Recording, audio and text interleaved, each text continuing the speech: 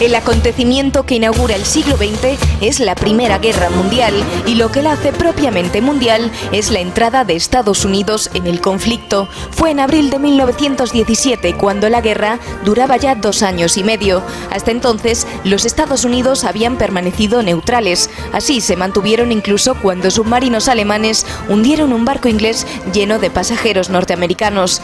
Pero a principios de 1917 las cosas habían cambiado. El presidente Woodrow Wilson del Partido Demócrata había invadido México, la República Dominicana y Haití. Rompía el tradicional aislacionismo exterior de Washington y veía en la Gran Guerra una oportunidad para proyectar el poderío americano en el mundo. Las primeras tropas norteamericanas llegaron en junio de 1917 y al otoño siguiente ya estaban desplegadas en Francia. Llegará a haber más de 2 millones de soldados americanos en Europa, una aportación decisiva para frenar las ofensivas alemanas de mayo de 1918 y forzar el final de la guerra. Pero no se trataba solo de ayudar a los aliados, sino que Washington buscaba asentar su propio concepto del orden mundial.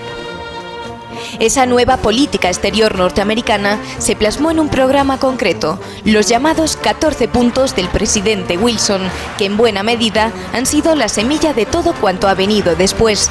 Desaparición de barreras económicas, libertad universal de navegación en los mares, desmantelamiento progresivo del sistema colonial, desguace de los imperios austrohúngaro y otomano, es decir, de las 2 pervivencias mayores del mundo antiguo, propuesta de una asamblea de naciones. Los 14 puntos de Wilson fueron la primera formulación de lo que luego se llamaría Nuevo Orden del Mundo, bajo el signo de la globalización. El nacimiento de la Sociedad de Naciones no fue solo un empeño del presidente estadounidense Woodrow Wilson, sino que era también un anhelo de numerosos políticos europeos. Lloyd George y Harold Nicholson impulsaron la idea de crear un organismo supranacional que velase por la paz y se convirtiera en un foro en el que dilucidar las diferencias entre estados con tanto entusiasmo como el propio Wilson. Los franceses eran menos entusiastas, por creerla inútil para contener a una futura Alemania en busca de revancha. Las discusiones acerca de la forma que había de adoptar el nuevo organismo fueron interminables. En principio no había más certeza sino que se debía garantizar las fronteras y la independencia de los estados. En 1920 la componían 42 estados, de los que 26 no eran europeos, pero llegó a sumar hasta 57 países. Sus objetivos eran los de la seguridad colectiva y la cooperación internacional. Tenía su sede en Ginebra, donde se reunían cada mes de septiembre los países miembros que componían la Asamblea. El Consejo estaba formado por Francia, Gran Bretaña, Italia y Japón, es decir, por los países vencedores de la Primera Guerra Mundial como miembros permanentes, y otros 4 estados rotatorios, aunque esa disposición varió ligeramente con los años. El Secretariado General era el organismo que dirigía el desenvolvimiento cotidiano de la organización. Trataba de asegurar mediante la multilateralidad el fin de la diplomacia secreta, para lo que obligaba a sus miembros a registrar en la Sociedad de Naciones todo tratado que suscribiesen con cualquier otro país. En los casos de conflicto, el Estado que rechazase el arbitraje sería automáticamente considerado agresor. Aunque resolvió favorablemente no pocos asuntos, la mayoría de ellos era de poca enjundia. Los desafíos más complicados no supo abordarlos. A la organización se le confió la administración del Sarre y de la ciudad libre de Danzig, y no puede decirse que resultase exitosa su función. Las razones de su fracaso fueron numerosas.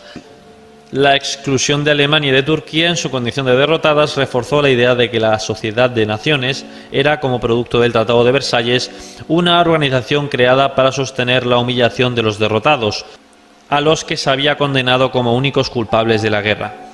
Además, el Senado de los Estados Unidos se negó a aprobar la adhesión de su país, con lo que la potencia mundial emergente se abstenía de participar en los asuntos internacionales y debilitaba a la Sociedad de Naciones desde su mismo nacimiento.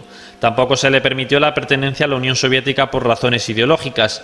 El que ni los Estados Unidos, ni la URSS, ni Alemania formasen parte de ella desde su nacimiento, sin duda restaba tanto eficacia como legitimidad a la organización.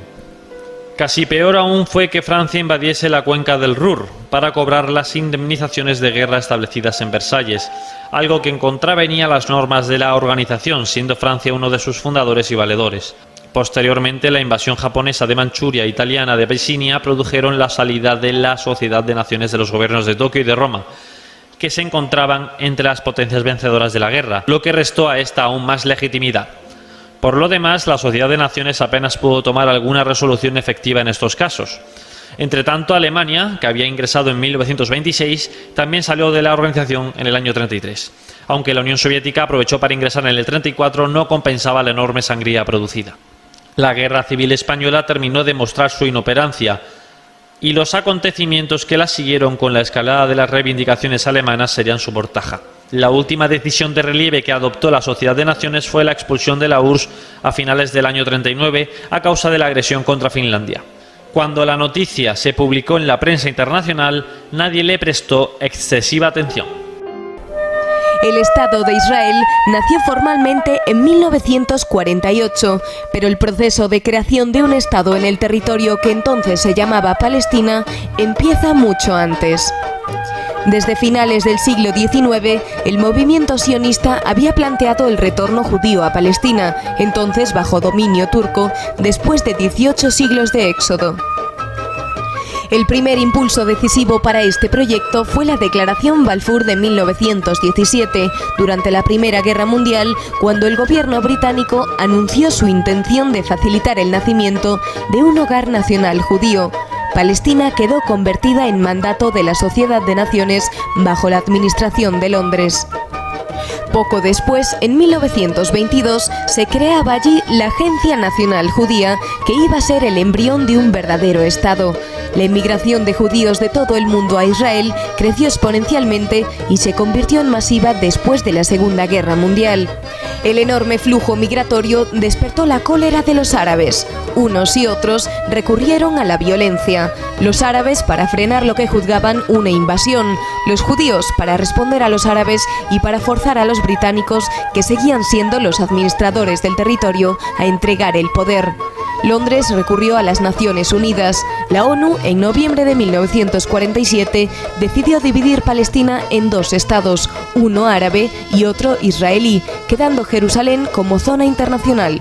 Los árabes se negaron. El 14 de mayo de 1948, un día antes de que expirara el mandato británico, Israel declaraba su independencia. Los palestinos huían del país y los países árabes vecinos, Egipto, Siria, Jordania, Irak, Líbano, invadían el territorio. Estalló una guerra que duraría 14 meses y en la que Israel logró aumentar un 50% su territorio. Esa guerra es conocida hoy por los israelíes como la Guerra de la Independencia. A partir de ese momento, Israel iba a ocupar un papel destacadísimo en todos los sucesos del siglo XX. Si algún Estado merece ser considerado plenamente como un Estado policía, ese es, sin ningún género de dudas, la República Democrática Alemana. Nadie ha desarrollado un aparato policial tan exhaustivo como el que constituyó su policía política, la odiada Stasi. No ha existido un Estado en Europa que haya conseguido un control semejante de su población. El control ejercido sobre su propia población rebasaba con mucho el que la URSS efectuaba sobre la soviética. Las cifras de su plantilla no ofrecen parangón con ninguna otra policía política del mundo, sumando 97.000 miembros sobre una población de 17 millones, lo que hacía un 150% de los efectivos del propio ejército del país. A esto hay que añadirle la enormidad de 173.000 confidentes fijos, excluidos los ocasionales. En comparación con la Stasi, la Gestapo nazi parece una banda de inofensivos aficionados. Si en el Reich de Hitler la proporción era de un agente de la Gestapo por cada 2.000 ciudadanos, en la comunista RDA era de 1 por cada 63, incluyendo a los informantes y chivatos de todo tipo, la cifra alcanza una proporción de 1 por cada 7 ciudadanos. La Stasi, dirigida por Erich Mielke, un viejo comunista de la época de Weimar, tenía en nómina a numerosos periodistas extranjeros, sobre todo germano-occidentales, que, camuflados en el progresismo imperante en los años 60 y 70, desencadenaban campañas contra cualquier personaje que les resultase molesto, en especial aireando su pasado nazi, sin privarse de publicar los documentos que hiciesen falta. Poco importaba que, pasado el tiempo, las calumnias se desvaneciesen porque ya estaba civilmente muerto. Otra de sus estratagemas consistía en infiltrar los agentes Romeo, que se encargaba de seducir a las secretarias de los políticos de Bonn, accediendo de este modo a la información más secreta por el medio más inesperado. El truco dio buenos dividendos durante cierto tiempo. Pero sin duda el mayor de sus éxitos había sido el de situar a uno de sus agentes, Günther Guillaume, como consejero personal del canciller socialista alemán Willy Brandt. Cuando el asunto salió a la luz, se formó un escándalo fenomenal en la República Federal de Alemania, aunque Brandt, quien tuvo que dimitir, salió bien librado dada la situación. Además, durante muchos años, Markus Wolf, el responsable de la Stasi en el extranjero, había ayudado activamente a la banda de Bader, la fracción del Ejército Rojo, que cometió numerosos actos de terrorismo en la Alemania de los años 70. La Stasi había tejido una red de delación como el mundo jamás ha conocido. Cada ciudadano desconfiaba de su vecino, de su compañero de trabajo, hasta de sus parientes. La Stasi hizo todo lo posible para estimular esas actitudes entre la población. La Stasi tenía cuartos especiales en todas las oficinas de correos para que pudiese espiar con toda tranquilidad la correspondencia de los alemanes. Robaban cualquier cosa de valor que se enviasen por correo 2 personas y, por supuesto, interceptaba miles de llamadas telefónicas diarias. Durante 4 décadas, la Stasi fue la garantía de estabilidad de un Estado el que los comunistas habían construido en la región oriental alemana que, a su vez, era la salvaguarda del bloque socialista en el este europeo.